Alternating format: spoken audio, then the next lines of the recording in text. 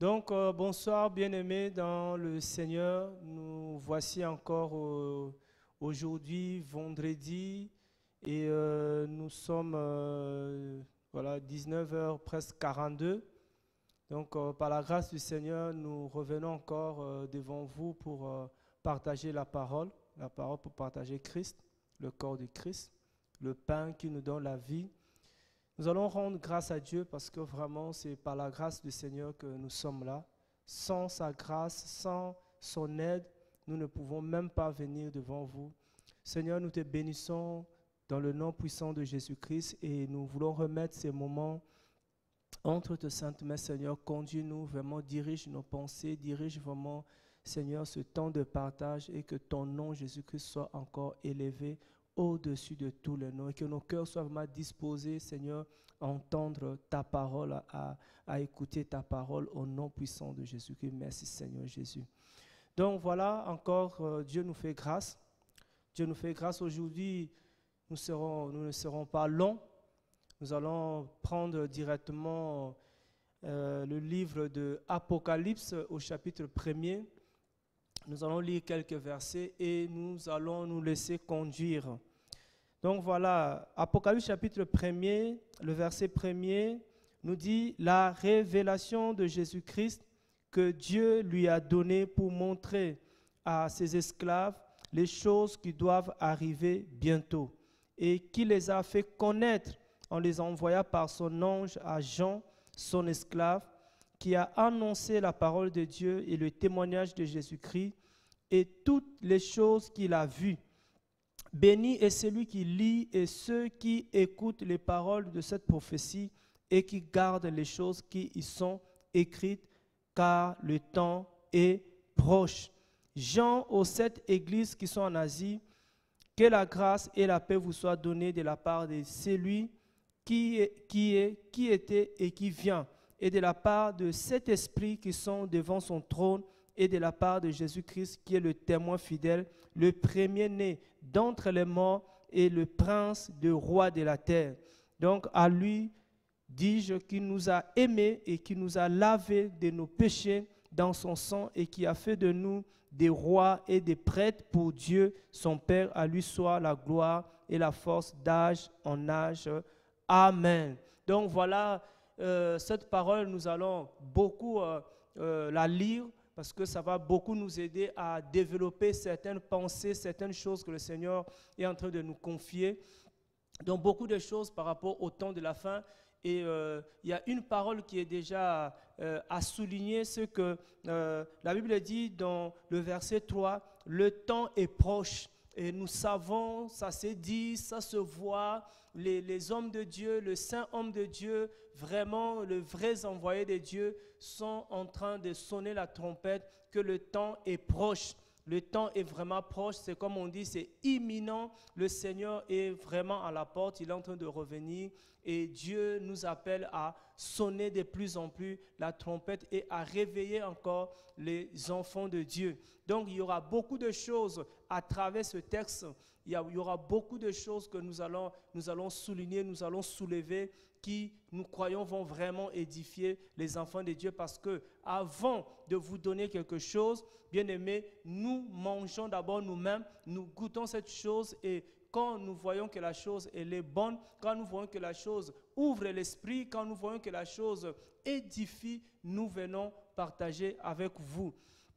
Donc ici, en commençant, la Bible dit la révélation de Jésus-Christ. Donc nous allons parler de la révélation de Jésus-Christ. Donc quand je méditais cette parole, ça résonnait vraiment dans mon esprit. J'ai dit peut-être ce n'est pas le titre d'un livre, mais c'est vraiment la Bible parle de la révélation de Jésus-Christ. Nous allons voir vraiment comment Dieu se révèle dans la Bible. Depuis Genèse jusqu'à Apocalypse, nous allons voir que la Bible parle de Jésus-Christ parce que Jésus-Christ lui-même dans Luc chapitre 24, le verset 44, Jésus dit que la loi, les prophètes, le psaume parlent de moi. Donc nous savons que depuis Genèse, la Bible parle de Jésus-Christ, mais parle de Jésus-Christ dans la révélation. Nous allons chercher vraiment Jésus dans la Bible parce qu'il est important de les connaître.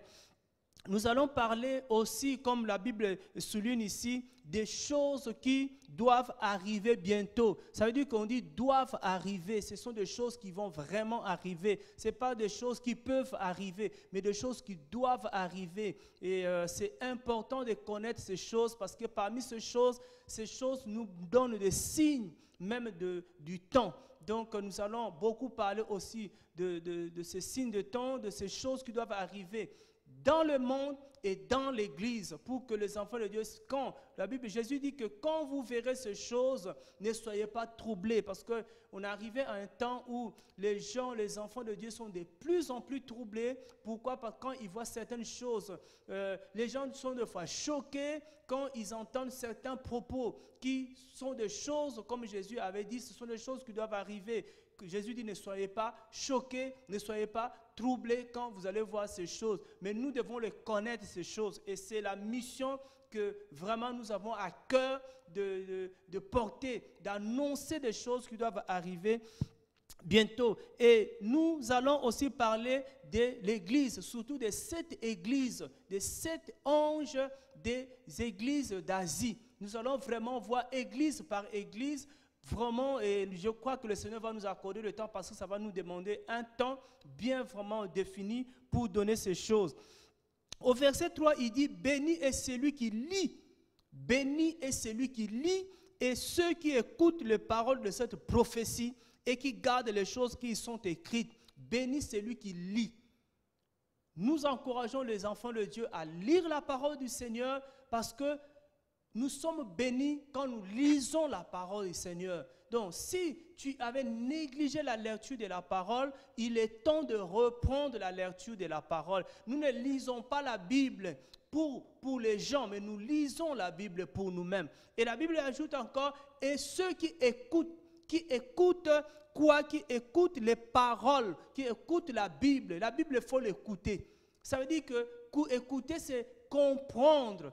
Entendre, comprendre les paroles de la prophétie. Quand nous lisons la Bible, il faut encore l'écouter. Parce que sinon, on va prêcher les écrits. Donc, nous serons comme on dit souvent dans un langage de kituvim. Nous serons des kituvim. Et alors, nous allons répéter les Écritures parce que nous n'avons pas compris. Nous disons souvent aussi que, frères et sœurs, Jésus parlait araméen. Quand il parlait aux Juifs, il parlait leur langue.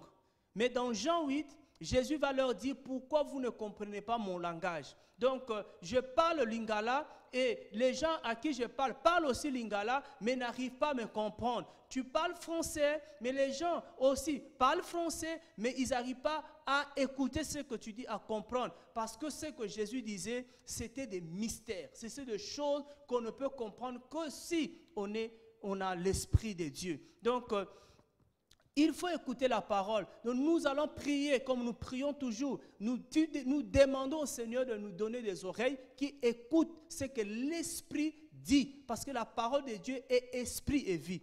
Donc, nous prions que le Seigneur nous donne des oreilles pour écouter ce que l'Esprit dit à l'Église. Donc, il y aura toutes ces choses que nous allons souligner. Nous allons en parler par la grâce du Seigneur. Mais commençons par le commencement. Il dit la révélation de Jésus-Christ. Donc, Jésus est tellement magnifique. Jésus est tellement merveilleux. Jésus est tellement grand. Jésus est Dieu. Mais il faut la révélation de Jésus-Christ.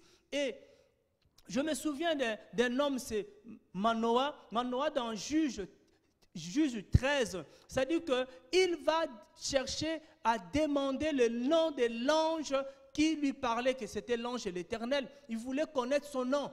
Parce que c'est important de connaître le nom de Jésus. Nous allons chercher à connaître le nom de Jésus-Christ parce que c'est important de connaître le nom de Dieu. Donc nous allons entrer vraiment dans le profondeur, comme on dit, dans le profondeur des eaux. Nous allons par la grâce du Seigneur, prions que le Seigneur nous amène dans le profondeur des eaux.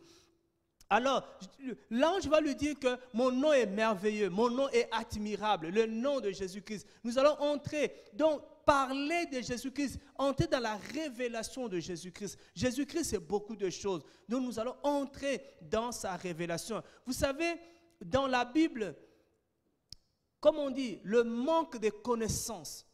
La Bible dit dans Osée, mon peuple périt, Osée chapitre 4, le verset 6, la Bible dit, mon peuple périt faute de connaissances.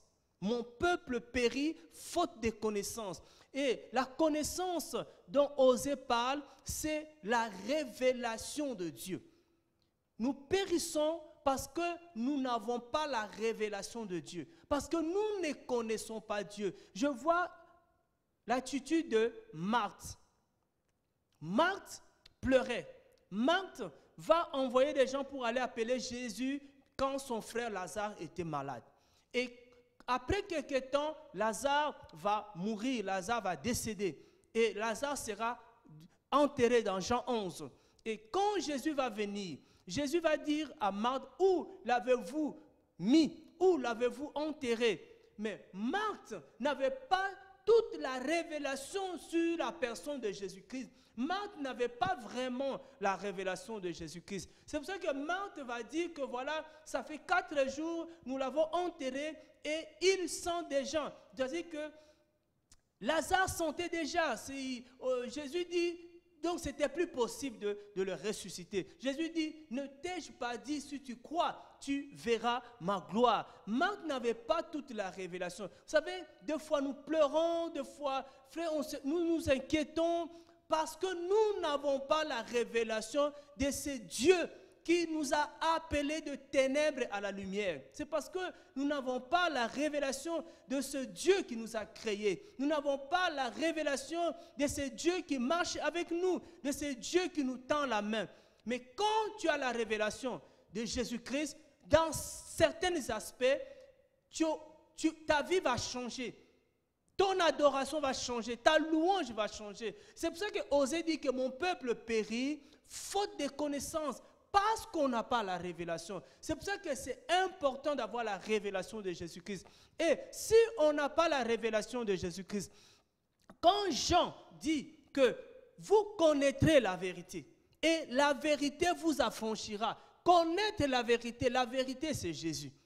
Comment connaître la vérité? C'est avoir la révélation de la vérité, avoir la révélation de Dieu. Quand Jean dira encore dans 1 Jean là-bas, il dira, voilà, il nous a donné l'intelligence pour connaître le véritable. Donc on a besoin, frères et sœurs, nous insistons depuis un certain temps que nous avons besoin de l'intelligence pour connaître le véritable. Donc la révélation de Jésus-Christ nous aidera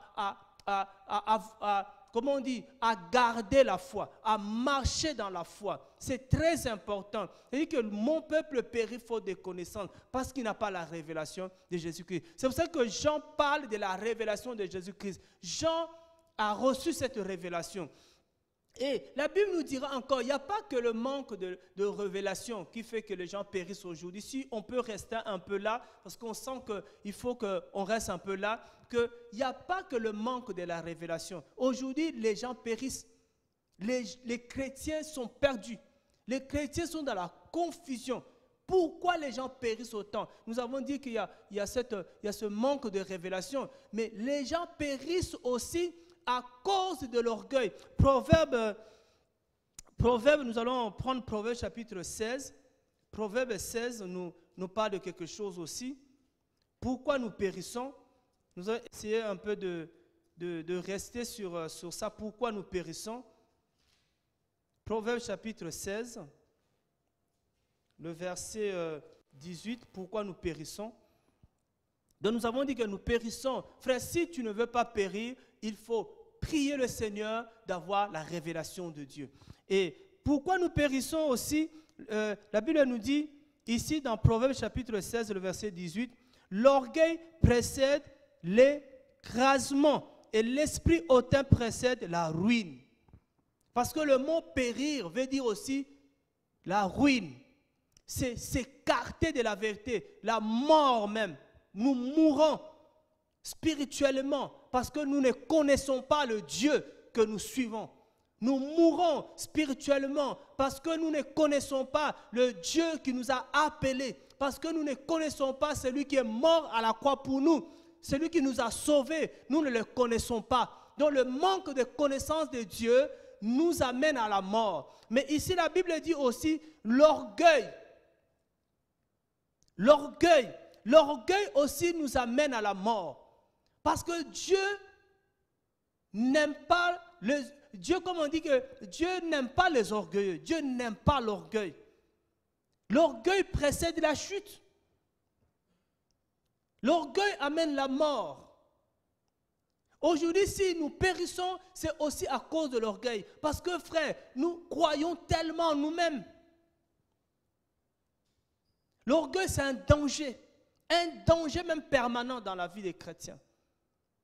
Et là aussi, nous devons prier que le Seigneur nous donne l'humilité. C'est pour ça que quand les disciples cherchaient qui était le plus grand dans le royaume de Dieu, Jésus a commencé à leur enseigner d'abord l'humilité. L'humilité d'abord. Aujourd'hui, les chrétiens sont pleins d'orgueil. Il dit l'esprit hautain précède la ruine. Et je dis tout souvent aux enfants de Dieu et que l'orgueil est très dangereux. Pourquoi? Parce qu'il est très difficile de se rendre compte que tu es hautain. Il est très difficile. Ce sont les gens qui t'entourent, ce sont les gens qui sont avec toi, qui vont remarquer les signes d'orgueil, qui vont remarquer que tu es de plus en plus atteint par l'esprit d'orgueil. Ce sont les gens qui sont... Mais aujourd'hui, quand quelqu'un vient te dire la vérité, vient te dire que frère, tu commences un peu à se déplacer dans tes propos, tu commences un peu, voilà, prendre un peu, voilà, tu ne le reconnais pas. Ça, c'est l'orgueil. L'orgueil, c'est ça qui nous pousse à croire que nous sommes meilleurs que les autres. Ça, c'est l'orgueil. Ça, c'est l'orgueil. L'orgueil, c'est ça qui nous fait croire que nous sommes plus grands que les autres. Nous ne sommes pas plus grands que les autres. Ça, c'est l'orgueil. C'est l'orgueil qui pousse les gens à accepter la gloire, les acclamations, la louange. Ça, c'est l'orgueil. Qu'on porte des Bibles des gens, qu'on t'ouvre la porte de la voiture. Ça, c'est l'orgueil. Ça, c'est l'orgueil. Qu'on t'appelle par des titres révérends. Ça, c'est l'orgueil. Et la Bible dit que l'orgueil précède la ruine. Donc, voilà encore une autre raison qui amène la mort. Une autre raison qui fait que les enfants de Dieu meurent spirituellement. Il y a une autre raison que nous allons voir dans 1 Timothée. Une autre raison, pourquoi nous mourons spirituellement. Une autre raison, c'est dans 1 Timothée. Nous allons voir ça, 1 Timothée chapitre 6. Une autre raison, on va d'abord rester par là. Pourquoi nous mourons spirituellement? Pourquoi la mort spirituelle? La Bible dit dans 1 Timothée chapitre 6, le verset 10. Je vais même commencer à partir du verset 8. Il dit, si nous avons la nourriture et le vêtement, cela nous suffira. Si nous avons la nourriture et le vêtement, cela nous suffira. Mais aujourd'hui, nous voulons tellement plus.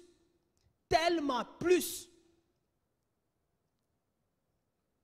Comme quelqu'un disait, les gens, ils ne se rendent pas compte qu'ils sont déjà atteints de l'esprit d'orgueil, qu'ils cherchent toujours à avoir, comme on dit, des costumes taillés sur mesure, qui roulent avec des jets privés, qui ont des bijoux remplis sous le corps, hommes de Dieu, mais tu es déjà atteint par l'orgueil.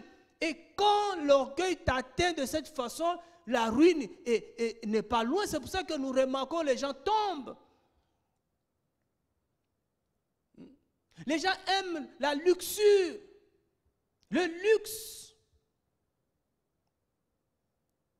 Les gens aiment le monde plus que Dieu. Il n'y a plus la simplicité. Vous savez, Paul avait une inquiétude.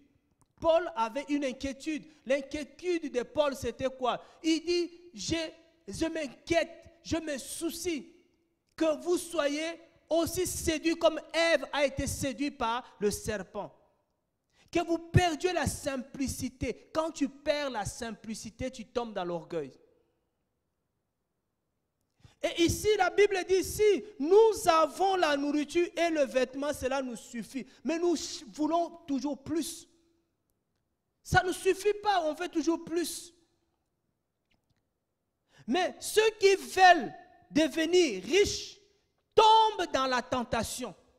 Voilà pourquoi, frère, nous mourons. Parce que nous voulons devenir des riches. Quand chrétien, tu cherches à devenir riche, millionnaire, avoir beaucoup d'argent, quand ça devient ta préoccupation, tu vas tomber dans la tentation. Tu vas tomber dans le péché. Et la Bible dit que le salaire du péché, c'est la mort.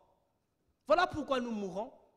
Nous mourons parce que nous voulons devenir des riches. Nous aimons la richesse à cause de la richesse. Il y a le manque de révélation de Jésus-Christ.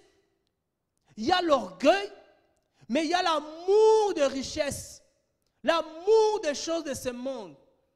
De plus en plus, il y a des chrétiens qui ne se contrôlent plus, mais qui veulent devenir des riches. La Bible dit qu'il n'y a pas beaucoup de riches parmi vous.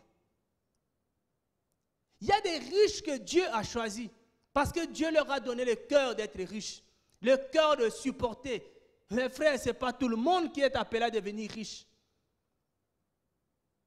Je ne dis pas qu'il faut être pauvre, mais devenir riche, ce n'est pas donné à tout le monde. Il y a un homme dans la Bible qui dit, Seigneur, ne me donne pas beaucoup. Parce que si tu me donnes beaucoup, je vais t'oublier. Mais ne me prive pas non plus, parce que sinon je vais murmurer. Je vais dire, mais où est mon Dieu? Toi, tu crois que si Dieu te donne beaucoup, tu ne vas pas oublier le Seigneur parce que tu cherches à avoir beaucoup. Voilà pourquoi aujourd'hui tu as déjà oublié le Seigneur. Dieu a été la première place dans ta vie, mais aujourd'hui Dieu n'a plus la première place dans ta vie.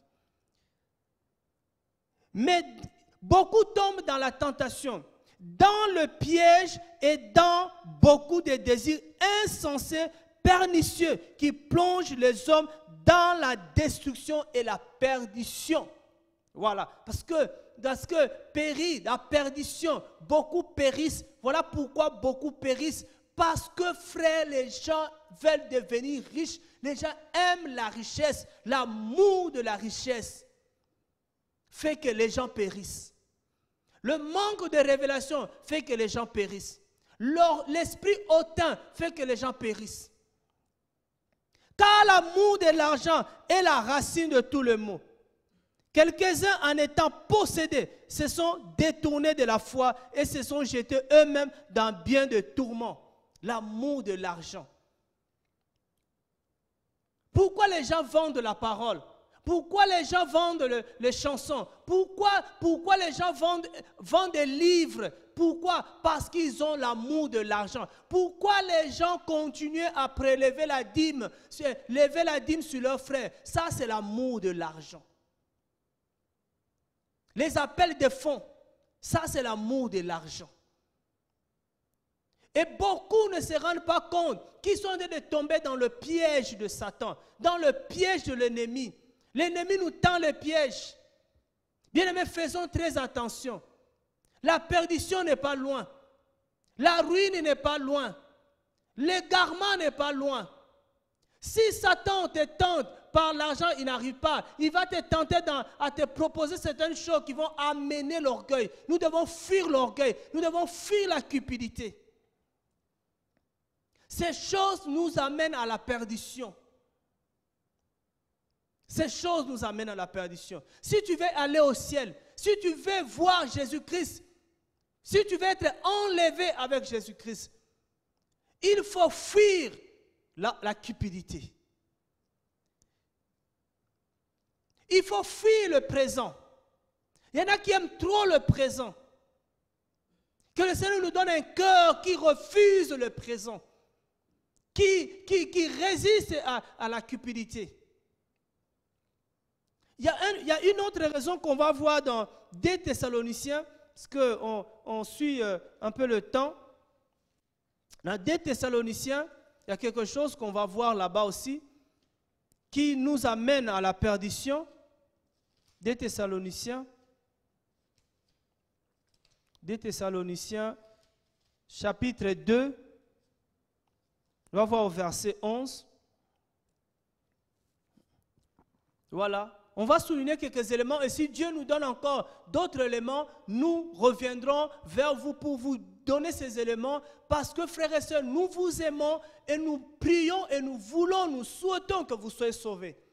La Bible dit ce que Dieu veut, c'est que tous les hommes soient sauvés et qu'ils parviennent à la connaissance de la vérité. Voici la volonté de Dieu. C'est ça que Dieu veut pour nous. Mais le contraire, l'ennemi nous veut la perdition. L'ennemi veut que tous les hommes périssent. Comme il a péri aussi. Dieu et Satan n'ont pas la même volonté. Et si quelqu'un veut ton salut, il doit t'annoncer Jésus-Christ de Nazareth. Il doit t'amener dans la révélation de Jésus-Christ. Il doit te prévenir, t'avertir quand l'orgueil est devant la porte de ton cœur. Avant que Caïn meure, avant de lire 2 Thessaloniciens, quelque chose qui me monte à l'esprit. Avant que Caïn meure, avant que Caïn tombe dans le piège de Satan, Dieu, par son amour, a averti Caïn. C'est pour ça qu'il dit, frère, ce que nous faisons, notre Dieu, notre Père, comme la Bible l'appelle, le consommateur de la foi, Jésus-Christ, a fait la même chose. Ça veut dire que Dieu, c'est un Dieu qui ne s'impose pas. Dieu ne s'impose pas, frères et sœurs. C'est pour ça qu'aujourd'hui, les véritables hommes de Dieu ne s'imposent pas. Ils sont là pour donner des conseils. Paul dit dans Acte 20, il dit, voici, je vous ai donné, Acte 20, 27, vous pouvez lire, même 20, il dit, je vous ai donné tous les conseils de Dieu. Je ne vous ai rien caché. Le vrai homme de Dieu ne cache rien à leurs frères. Il donne tout ce qui est salutaire. On vous dit des choses qui vous sauvent. Voici les hommes de Dieu. Et Dieu va faire la même chose. Donc ce que Paul a fait, Paul dit aussi, oh merci Seigneur, Paul dit dans le livre de 1 Corinthiens, il dit quoi? Il dit, ce que je vous donne, je l'ai reçu du Seigneur. Alléluia. Ce que je vous donne, je l'ai reçu du Seigneur. Pas d'un homme, mais je l'ai reçu du Seigneur. Paul a reçu du Seigneur et il a donné. Frère, on ne peut pas vous donner des choses qui viennent de nous-mêmes. Mais on doit donner des choses qu'on reçoit du Seigneur. On voit le Seigneur faire, on le fait. Dieu dans Genèse, il va avertir Adam. Les gens parlent de la loi. Dieu n'est pas là pour nous donner des lois. Il va avertir Adam. Il va mettre Adam dans le jardin. Mais il va dire à Adam de faire attention. Il dit, Adam, il y a un arbre. Il y a un arbre ici dans le jardin. Il y a l'arbre de la connaissance du bien et du mal. Nous savons que cet arbre représente Satan. Ça représentait le serpent ancien. Il y avait un autre arbre qui était l'arbre de vie, qui est l'image de Jésus-Christ. Et il dit, faites attention de ne pas manger le fruit de cet arbre-là. C'est-à-dire, ce que cet arbre-là donne, ne prends pas. Ce que Satan vous donne, ne prenez pas. Voilà, bien aimé, aujourd'hui, nous prenons ce que Satan nous donne. Il nous donne l'orgueil, on prend. Il a proposé tout ce qu'il a proposé à Jésus-Christ. Réveillons-nous, chrétiens. Satan a proposé des choses à Jésus-Christ. Jésus les a refusées. Il a dit à Jésus, change de pierre en pain. Jésus a refusé. Mais la même chose que Satan propose aujourd'hui aux enfants de Dieu, aux pasteurs, aux prophètes, aux apôtres, ils le prennent. Ils changent de pierre en pain. Les chrétiens sont devenus des pains. Les chrétiens sont devenus leur pain. Jésus a refusé. Il va proposer à Jésus le royaume. Jésus a dit, je n'ai pas besoin de ça. Il va proposer à Jésus de se jeter au lieu de descendre. Jésus, mais cette facilité, Jésus a refusé. Tout ce que Satan proposait, Jésus a refusé. Satan a déjà péché. Mais aujourd'hui, ce que Satan fait, il nous propose des choses. Mais les chrétiens ne font pas attention. Et les chrétiens, nous acceptons les propositions de Satan. Nous consommons le fruit de l'arbre de la connaissance du bien et du mal. Nous péchons et nous mourrons. Satan va proposer à Ève et Adam. Adam et Ève vont accepter. Il dit, ça va faire de vous, vous allez devenir comme Dieu. Ils vont accepter. Ils vont accepter. On te propose un ministère, tu acceptes. Tu sais que ça ne se fait pas. On te propose l'ordination, que vous appelez consécration, c'est l'ordination. Vous acceptez. Tout ce que Satan propose, les gens acceptent aujourd'hui. Mais quand Satan vient parler dans les oreilles de Caïn, Dieu lui dit attention. Dieu a averti Caïn. Caïn n'a pas écouté l'avertissement de Dieu. Caïn n'a pas écouté Dieu. Caïn a fait la volonté de Satan. C'est pour ça que frères et sœurs, si nous n'avons pas les oreilles qui écoutent l'Esprit de Dieu, qui écoutent ce que Dieu dit à travers ses serviteurs aussi, frères, nous allons tomber dans la tentation et nous allons périr. C'est ça la vérité. Et ici dans 2 Thessaloniciens chapitre 2, le verset 11, qu'est-ce que Dieu dit? Parce qu'il le sait, il dit, c'est pourquoi Dieu leur envoie une puissance d'égarement pour qu'ils croient aux mensonges. Voilà pourquoi Dieu envoie l'esprit d'égarement. Parce que les gens, il dit plus loin, parce qu'ils n'ont pas aimé la vérité. Ils n'ont pas l'amour de la vérité. Au verset 10, il dit, avec toutes les séductions de l'injustice, pour ceux qui périssent, parce qu'ils n'ont pas reçu l'amour de la vérité pour être sauvés. Le manque de l'amour de la vérité. Prie que Dieu te donne l'amour de la vérité. Si tu n'as pas l'amour de la vérité, tu vas périr. Pourquoi les gens périssent aujourd'hui? Parce que beaucoup n'ont plus l'amour de la vérité. Les gens aiment les prédications qui les arrangent. Les gens n'aiment plus la vérité. Quand tu dis la vérité, on dit non, c'est fort. Quand on dit que quelqu'un est un voleur, parce que, frère, quand quelqu'un vole, on va l'appeler qui? Quelqu'un qui vole, on va l'appeler qui? C'est un voleur? C'est un voleur? Quelqu'un qui triche, on va l'appeler comment? C'est un tricheur, c'est pas insulter quelqu'un. Les gens n'aiment plus la vérité. Les gens n'ont plus l'amour de la vérité. Voilà pourquoi les gens périssent. Parce qu'ils n'ont pas l'amour de la vérité. Et quand tu n'as pas l'amour de la vérité, tu reçois l'esprit d'égarement qui vient. L'esprit d'égarement. C'est pour ça que les gens périssent, frères et sœurs. Nous périssons quand nous n'avons plus l'amour de la vérité. Il faut aimer la vérité. Frère, les gens disent que la vérité blesse. La vérité sauve. La vérité ne blesse pas. La vérité sauve. Jésus-Christ a dit certaines vérités à Pierre. Ça n'a pas blessé Pierre. Ça n'a pas blessé Pierre. Pierre n'a pas rejeté Jésus. Pierre n'a pas fui Jésus à cause de la vérité. Non. Aimons la vérité, frères et sœurs. Aimons la vérité. Aimons la vérité.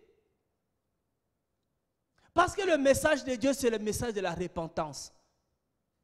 Quand Dieu nous voit dans une faute, il nous envoie le message de la repentance. C'est la vérité. Ici, nous allons parler de quelque chose. Là où aussi que les chrétiens tombent. Les chrétiens tombent parce qu'ils n'ont pas compris le message de Jésus-Christ. Quand la Bible dit ne jugez point, quand quelqu'un te reprend, quand ton frère te corrige, tu dis qu'il est en train de te juger. Mes frères et sœurs, on ne comprend pas ce message-là. Nous avons le droit de juger nos frères. Juger, ce n'est pas condamner. Juger, ce n'est pas condamner. Quand quelqu'un te juge, il n'est pas en train de te condamner. Il est en train de te corriger. Il est en train de t'aider. Ce n'est pas Dieu qui encourage l'ange de l'église d'Éphèse, on reviendra là-dessus. Ce n'est pas Dieu qui l'encourage. Il dit que je sais que tu ne supportes pas le méchant. Tu as éprouvé ceux qui se disent apôtres. et qui ne le sont pas. Tu les as trouvés quoi? Tu les as trouvés des menteurs. C'est la Bible qui parle. Quand on dit quelqu'un est menteur, oh non frère, c'est faux. Ce n'est pas faux, il est menteur. Celui qui ment, c'est un menteur. C'est un menteur. Donc il y a beaucoup de prophètes qui sont faux, qui sont des menteurs. Il faut le dire, c'est la vérité, frère. Vous voulez qu'on vous dise comment? Vous voulez qu'on parle comment? On parle le langage que la Bible utilise. Des races de vipères. Voilà une raison, une chose qui fait que les gens périssent. Nous périssons parce que nous n'avons plus l'amour de la vérité. Nous n'aimons pas la vérité. Tu es dans le péché, on te dit tu es dans le péché, quitte le péché. Oh non frère, vous êtes en train de me juger. Tu veux qu'on te fasse quoi? Qu'on te laisse. Parce que tu n'aimes plus la vérité. Tu aimes le péché, tu aimes le monde. On vous dit que les clips, c'est charnel. Il faut arrêter ça. Non. Voilà, ça c'est encore une raison. Nous allons prendre une dernière raison parce qu'on n'a plus le temps, on va reprendre après. Dans Actes chapitre 20, on va prendre Actes chapitre 20, une raison encore qui fait que les enfants de Dieu périssent. Une raison de plus, frères et sœurs, qu'il faut veiller. Il faut veiller par rapport à ça. Sinon, nous allons périr si nous ne veillons pas. Jésus nous a avertis. Il a dit, veillez et priez. Si vous ne veillez pas et vous ne priez pas, vous allez tomber dans le piège de Satan. Vous allez tomber dans la tentation si nous ne veillons pas. Si c'est Jésus qui parle comme ça, et nous on veut faire le contraire, mes frères, qui est plus intelligent que Jésus?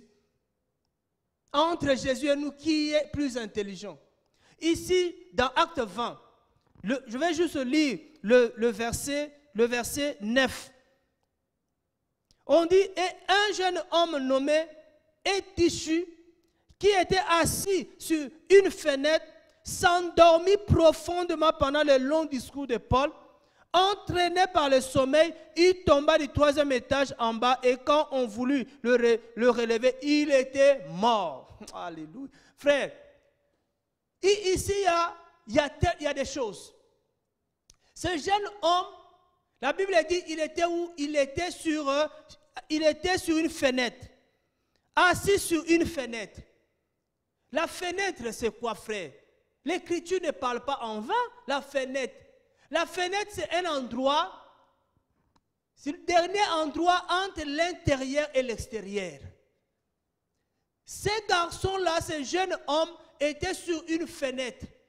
C'est-à-dire qu'il il n'était plus à l'intérieur, il n'était ni à l'extérieur, ni à l'intérieur, mais il était au milieu. Pourquoi nous périssons aujourd'hui, frères? Cette situation-là amena à la mort. Parce qu'il n'avait pas de position. On ne savait pas s'il était à l'extérieur ou à l'intérieur, sans position. Jésus dit que si tu es tiède, tu es ni froid, ni chaud, tu es tiède, je te vomirai. Il faut avoir une position, frère. Il faut avoir une position. On ne connaît pas ta position. On ne sait pas, tu es catholique, tu es protestant, tu es évangélique, tu es quoi, on ne sait pas du tout. Quelle est ta position autant que nous sommes aujourd'hui? Quel évangile que tu soutiens? Quelle est ta position? Les gens sont sans position. Sans position, ça va t'amener à la mort. Il faut avoir une position, et une position ferme. On nous dit encore que d'abord il était sans position, et après il s'est endormi. Comment? Il s'est endormi pendant les longs discours. Ça veut dire que, frère, les gens n'aiment même plus les enseignements. Quand on commence à enseigner, les gens commencent à s'endormir. Il n'y a plus l'amour de la parole. Il n'y a plus l'amour de la vérité. Et parce qu'il s'est endormi, il a fini par tomber et mourir. Si tu n'aimes plus la parole, Aujourd'hui, les gens aiment les concerts. Ils sont éveillés pendant un concert. Les gens aiment trop. On peut rester éveillé des heures et des heures devant la télé, devant un film, devant le match de foot. Mais quand on met l'enseignement, on dit on a 2 heures d'enseignement, on a 4 heures d'enseignement, on commence à somnoler. Ça veut dire qu'on n'a pas l'amour de la parole. On n'a pas l'amour de la parole. Prions que le Seigneur nous donne l'amour de la parole. Sans l'amour de la parole, frères et sœurs, tu vas tomber. La parole, c'est une racine. La maison, la parole, c'est le fondement de la maison. S'il n'y a pas la parole, il n'y a pas de fondement. Et s'il n'y a pas de fondement, quand le vent souffle, tu es facilement emporté. Quand il y a une doctrine qui sort quelque part, tu es facilement emporté parce que tu n'aimes pas l'enseignement. Tu es facilement emporté. Voici quelques éléments. Mais nous reviendrons dans le détail encore par rapport à cet élément numéro 1 que nous avons donné, le manque de la connaissance. Notre prochain sujet, ça sera la connaissance de Jésus-Christ, la révélation de Jésus-Christ. Mais nous avons parlé de tous ces éléments. La cause de la chute spirituelle.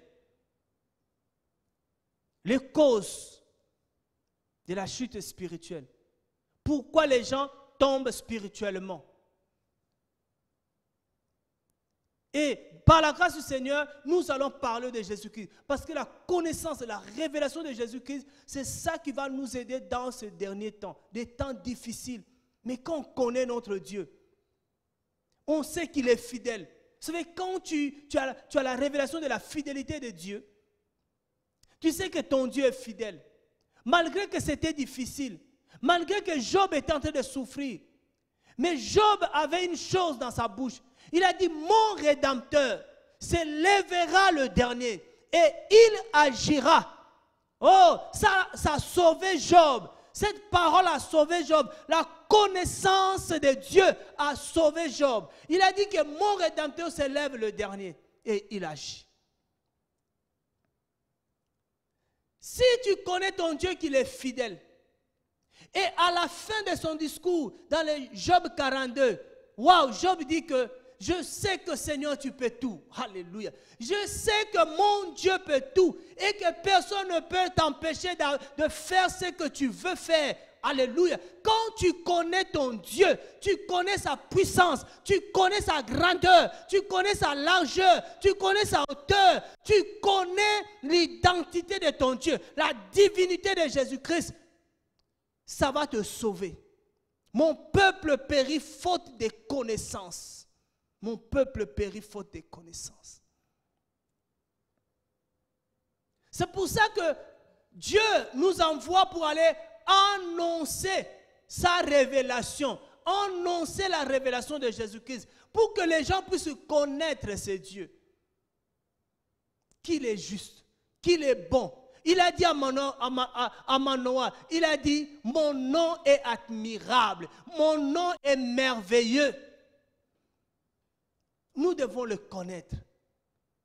Nous devons le connaître. Ce Dieu est grand, il est magnifique, il est beau, il est bon. Alléluia. Le psaume dit, sa bonté demeure toujours. Oh, alléluia, oh Dieu. Il est saint. Quand il dit une chose, la chose arrive. Alléluia, oh Seigneur Jésus-Christ. Il ne ment pas, il ne ment jamais Dieu. Alléluia. Il accomplit ses promesses. Dieu est fidèle.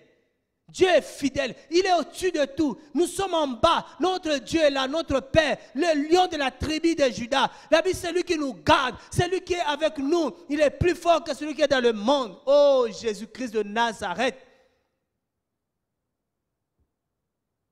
Avec lui, nous faisons des exploits. Il est le Dieu des exploits, le Dieu des miracles. Le Dieu des miracles. Frère, c'est ce Dieu-là que nous allons encore vous présenter encore. On n'a que ça à vous donner.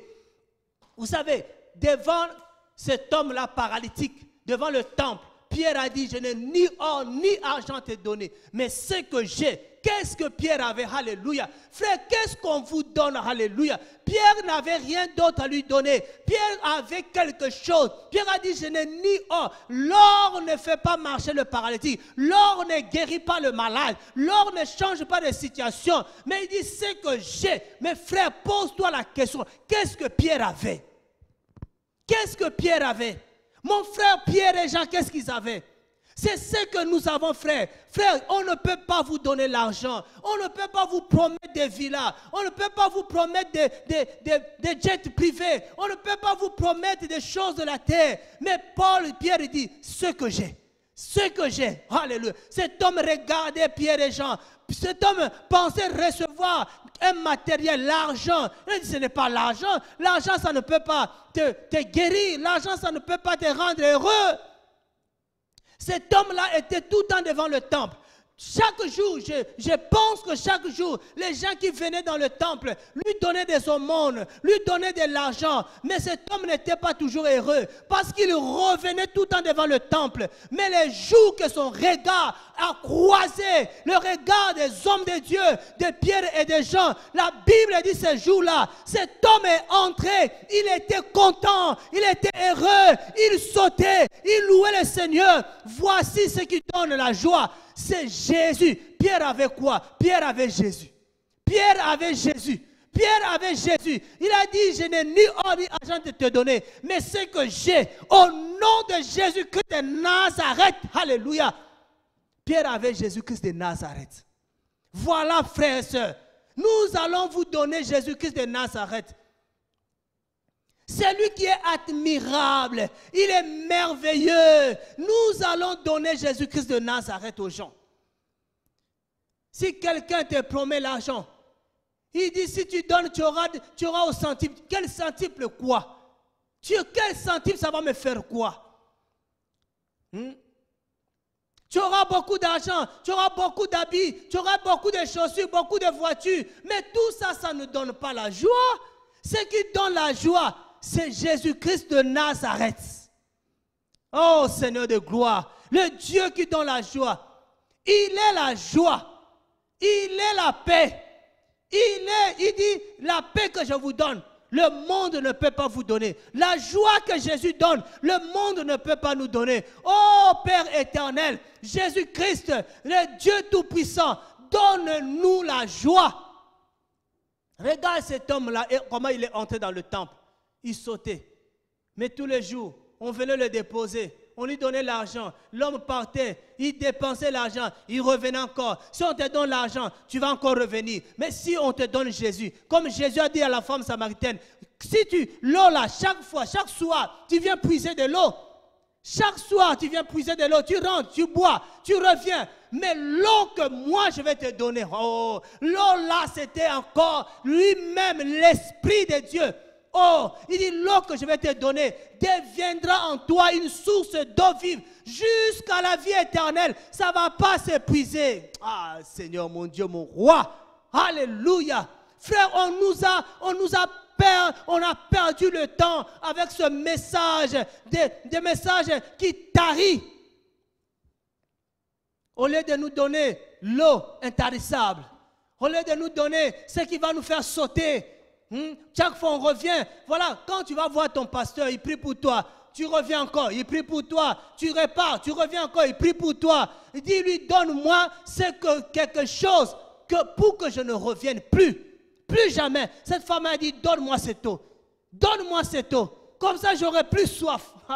Oh Seigneur mon Dieu, nous avons besoin de cette eau-là pour ne plus avoir soif. C'est pour ça que nous prions, connaître Dieu. La connaissance de Dieu. Connaître le véritable.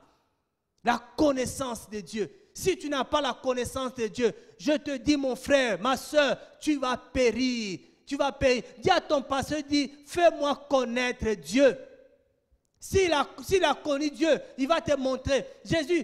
Philippe a dit, vous savez Philippe était fatigué. Philippe a dit, montre-nous le Père, cela nous suffit. Le Père nous suffit. Le Seigneur nous suffit. Jésus nous suffit. Qu'est-ce que vous voulez qu'on vous donne comme connaissance? Le secret du mariage, quelles sont les clés du mariage? Mais il faut arrêter. Montre-moi le Père, cela me suffit. Si je le perds, ça ira dans mon mariage. Si je le perds, ça ira dans ma vie. Si je le perds, ça ira dans mon travail. Quelles clés vous allez? Oh, 12 clés, 40 clés, 7 clés. Frère, on est fatigué des clés. On est fatigué.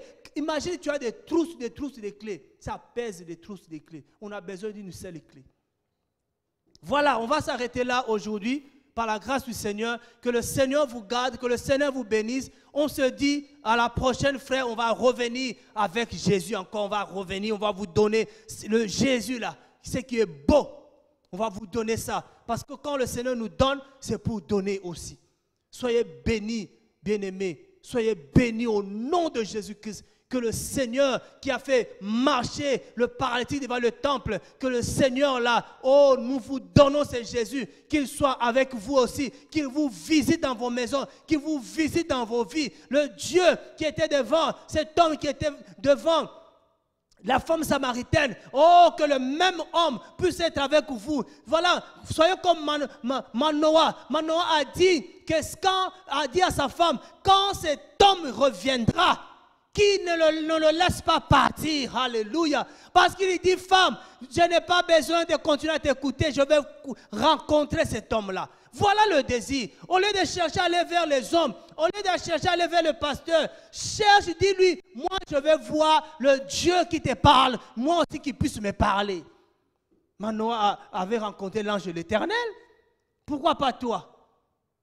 Tu veux seulement rencontrer les hommes, tu veux seulement écouter les hommes, tu veux seulement entendre les hommes, au lieu de chercher à avoir une rencontre, à avoir la connaissance de ce Dieu, toi aussi. Voilà, vraiment que le Seigneur soit avec nous, que le Seigneur nous garde encore, que le Seigneur nous bénisse encore. Et comme il a dit à Abraham, je te bénis et les nations seront bénies à travers toi. Et que pour que les gens soient bénis, que le Seigneur continue à nous bénir et pour que les gens soient aussi bénis. Au nom de Jésus-Christ, nous disons merci Seigneur Jésus et la gloire soit rendue à notre Seigneur et beau Père Jésus-Christ de Nazareth. Amen.